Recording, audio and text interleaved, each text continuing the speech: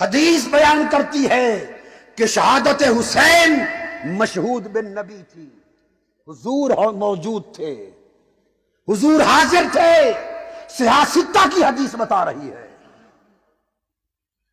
وہ خون بھی جمع کر رہے تھے اور وہ حسین کو تسلی بھی دے رہے تھے، آواز دے رہے تھے، بیٹا حسین آج میرے کندھوں کی سواری کی لاج رکھ لینا، حسین میری زبان چوسنے کی لاج رکھ لینا۔ بابا علی فرما رہے تھے، حسین میرے خون کی لاج رکھ لینا۔ فاطمہ الزہرا فرما رہی تھی، حسین میرے دودھ کی لاج رکھ لینا، کئی قدم ڈگمگا نہ جائے۔ حسین خیمہ زن ہے کربلا میں، گلشن رسالت کے پھول اندر ہیں، شہزادیاں اندر ہیں، پاک بیبیاں اندر ہیں، اس فاطمہ کی بیٹیاں اندر ہیں جس کے لیے محشر کا دن نگاہیں جھکانے کا اعلان آئے گا۔ بدبخت یزیدیو، تم پہچان نہیں رہے کہ کن کی بیٹیاں ہیں۔ عاشورہ کی رات آ گئی ہے، 10 محرم سے پہلی رات ہے عاشورہ کی۔ تھکے ماندے حسین امام ابن کثیر البدایہ والنہایہ میں بیان کرتے، ٹیک لگا کے تھکا ہوا حسین تھوڑی دیر کے لیے بیٹھا، آنکھ لگ گئی۔ ابن زیاد اور یزید کے لشکروں نے اہل بیت کے خیموں پر حملے کا فیصلہ کر لیا۔ بدبخت لشکری خیمہ ہائے اہل بیت کی طرف بڑے، ایک شور ہوا۔ فاطمہ الزہرا کی شہزادی سیدہ زینب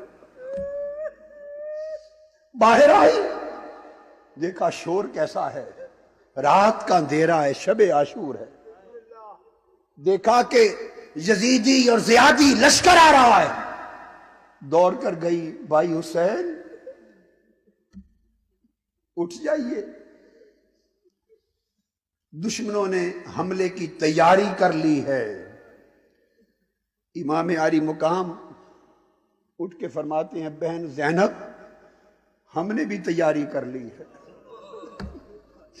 پوچھتی ہیں، بھائی حسین آپ نے کون سی تیاری کر لی؟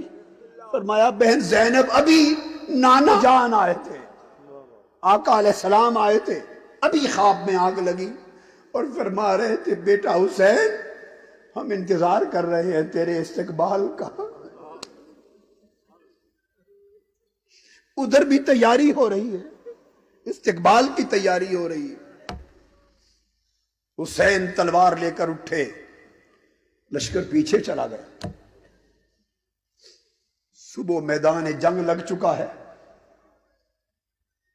حسین نے اپنے بابا کا عمامہ پہنا ہے، ہاتھ میں تلوار ہے بابا کی، تاجدار کائنات کی، شہزادہ حسین، مصطفیٰ کے کندھوں پہ سواری کرنے والا حسین۔ کھڑا ہے، منصوبہ بندی سوچ رہا ہے۔ گرد میں ایک گھوڑے پر سوار آ کے سامنے کھڑا ہوتا اور آ کے پوچھتا ہے، حسین کیا میری معافی ہو سکتی؟ میرے آقا حسین نے پوچھا، تو کون ہے؟ اس نے کہا، وہی ہوں جو آپ کو یہاں لے آیا اس مردار دنیا کی خاطر، وہی ہوں۔ کیا اب بھی میری معافی ہو سکتی؟ آپ نے فرمایا، نام تو بتا تو کون ہے؟ اس نے کہا، آپ کا مجرم ہوں، مجھے حر کہتے۔ فرمایا، میں نانا سے کہوں گا تو دنیا میں بھی آزاد اور آخرت میں بھی آزاد کر دیا جائے گا، نیچے آ جا۔ اس نے توبہ کر لی، فرمایا نیچے آ جا، اور نے جواب دیا حسین زندہ نیچے نہیں آؤں گا، اب لاش میری آپ کے قدموں میں آئے گی۔ اور حسین کا یہ ہور شہید ہو گیا۔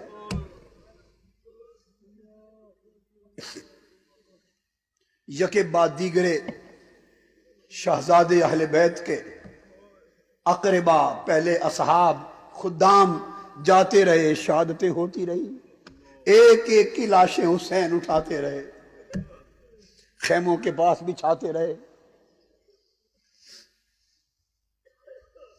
پھر جب سارے رخصت ہو چکے تو خیمے سے ایک خوبصورت جوان نکلتا ہے، وہ شبیہ مصطفیٰ ہے۔ حسن آدھی شبیہ مصطفیٰ تھے، حسین بھی آدھی شبیہ مصطفیٰ تھے۔ حسن سر سے سینے تک مصطفیٰ کی شبیہ تھے، حسین سینے سے قدموں تک مصطفیٰ کی شبیہ تھے۔ اور یہ ایک جوان نکلا ہے چاند کی طرح مکھڑا، یہ سر سے پاؤں تک مصطفیٰ کی شبیہ ہے۔ یہ کون ہے؟ یہ علی اکبر ہے۔ عرض کرتے ہیں بابا جان اب سارے شہید ہو چکے، اب دعا دے کہ مجھے رخصت کرے اور اجازت دے۔ امام حسین دعاؤں کے ساتھ علی اکبر کو رخصت کرتے اور خود آگے بڑھ کے دیکھنا چاہتے ہیں کہ میرا بیٹا علی اکبر کتنی جوان مردی کے ساتھ یزیدی لشکر پر حملہ کرتا ہے اور کس شجاعت کا مظاہرہ کرتا ہے، مگر یکایک علی اکبر گرد میں گم ہو جاتا ہے۔ حسین دیکھنا چاہتے ہیں کہ جوان بیٹے کی لڑائی کا رنگ دیکھو، منظر دیکھو، مگر نظر نہیں آتے۔ بس اتنا پتا چلتا ہے کہ جس طرف یزیدی لشکر بھیڑ بکریوں کی طرح بھاگتا نظر آئے، حسین سمجھتا ہے کہ علی اکبر اسی سمت ان کے پیچھے جا رہا ہے۔ یہ منظر دیکھتے رہے۔ اچانک تھوڑی دیر گزری کہ گھوڑا دوڑا کہ علی اکبر واپس آئے۔ پوچھا بیٹا علی اکبر واپس کیوں آ گئے ہو؟ عرض کہ ابا جان پیاس بہت لگی ہے، اگر تھوڑا سا پانی مل جائے تو تازہ دم ہو کر ان بدبختوں کو پھر میں جا کے سبق دکھاؤں۔ میرے حسین نے، میرے آقا حسین نے علی اکبر کو سینے سے لگا لیا، فرمایا بیٹا پانی تو نہیں ہے، منہ کھول۔ علی اکبر نے منہ کھولا، حسین نے اپنی سوکھی ہوئی زبان علی اکبر کے منہ میں ڈال دی، فرمایا بیٹا علی اکبر اسی کو چوس لے، اسی کو چوس لے۔ میرے بابا بھی اسی طرح اپنی زبان مجھ کو چوساتے تھے، میں بھی بابا کی زبان، نانا کی زبان اسی طرح چوستا تھا۔ شاید اسی لیے چوساتے تھے کہ آج کے دن آپ کو زبان چوسانی تھی، اسی کا رس منہ میں گھول لے۔ علی اکبر کو پھر تازہ ہمت مل گئی، میدان میں گئے۔ کچھ لمحے گزرے تو آواز بلند ہوئی، یا ابتا، ابا جان۔ سیدہ زینب کہتی ہیں بھائی حسین، علی اکبر کی آواز ہے۔ حسین دوڑ کے پہنچتے ہیں، وہ زمین پر ہیں، نیزہ ان کے سینے میں پیوست ہو چکا ہے۔ حسین نے علی اکبر کو گود میں لے لیا، پوچھا بیٹا زیادہ تکلیف ہے؟ کہ ابا جان یہ سینے کا پھل نکال لیں تو میں پھر لڑوں گا۔ حسین نے پھل نیزے کا نکالا، خون کا فوارہ نکلا، روح قفس انصری سے پرواز ہو گئی۔ علی اکبر جنت المأوی میں جا پہنچے۔ علی اکبر کی لاش اٹھا کر حسین واپس آئے۔ ابن عساکر بیان کرتے کہ جب امام حسین کربلا میں پہنچے اور علی اکبر کو لینے گئے تھے، عمر 56 برس 5 ماہ اور کچھ دن تھی، 56.5 برس عمر مبارک تھی۔ سر اور داڑھی کا ایک بال بھی سفید نہ تھا، جب علی اکبر کی لاش کو اٹھا کر خیمے میں پہنچے تو حضرت سکینہ کہتی ہے پھوپھو جان سیدہ زینب کو بابا بوڑھے ہو گئے، بابا بوڑھے ہو گئے۔ جوان قاسم روانہ ہوتے، حسن کا پیکر ہے، کڑیل جوان، ان کا وقت شہادت آتا ہے۔ حسین نے حضرت قاسم بن حسن کی لاش بھی اٹھائی۔ امام ابن کثیر بیان کرتے ہیں اتنے بڑے کڑیل جوان ہیں کہ حسین نڈھال جسم سے جب حضرت قاسم کو اٹھا کے لا رہے تھے تو ان کے پاؤں زمین پر گھسیٹتے آ رہے تھے، لا کر علی اکبر کے ساتھ بچھا دیا، اندر خیموں میں گئے، سب کو سلام کیا، نصیحت کی، تلقین کی۔ بہن سیدہ زینب کو کہا اب لٹا پوٹا قافلہ دھیان سے لے جانا اور میری کامیابی کی دعا کر دے میری بہن۔ وہ باہر آئی، حسین گھوڑے پہ سوار ہو گئے۔ اب حسین کو رکاب میں پاؤں رکھوانے والا بھی کوئی نہیں بچا تھا۔ بہن سیدہ زینب نے رکاب میں پاؤں رکھوائے، دعائیں دی۔ امام عالی مقام نے گھوڑے کی لگام کھینچی کہ آگے چلے، گھوڑا نہیں چلتا، پھر لگام کھینچی زور سے کہ آگے چل، گھوڑا سر نیچے کرتا ہے، آگے نہیں چلتا۔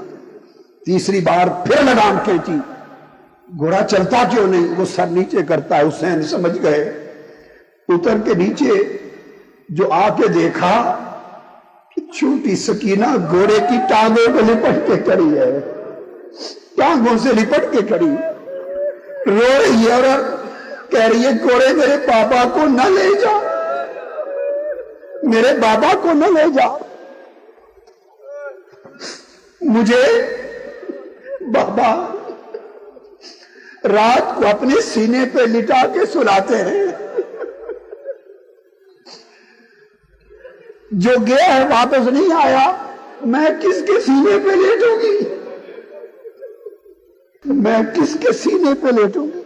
حسین نے سیدہ سکینہ کو اٹھا لیا، فرمایا بیٹا بس جتنے دن سینے پہ لیٹنے تھے وہ بیت چکے، تجھے پھوپھو کے سپورٹ کرتا ہوں۔ سیدہ زینب کی گود میں رکھا، حسین روانہ ہو گئے، اور پھر وقت شہادت آیا، آواز آئی یا ایتھا النفس المطمئنہ ارجعی الی ربک راضیۃ مرضیہ۔ اے روح حسین تو کامیاب ہو گیا، تجھ پر بندگی کو فخر ہے، تجھ پر انسانیت کو فخر ہے، تجھ پر ولایت کو فخر ہے، تجھ پر بزرگی کو فخر ہے، تجھ پر فاطمہ کو فخر ہے، علی مرتضیٰ کو فخر ہے، محمد مصطفیٰ کو فخر ہے، اور تیری بندگی پر خود خدا کو فخر ہے۔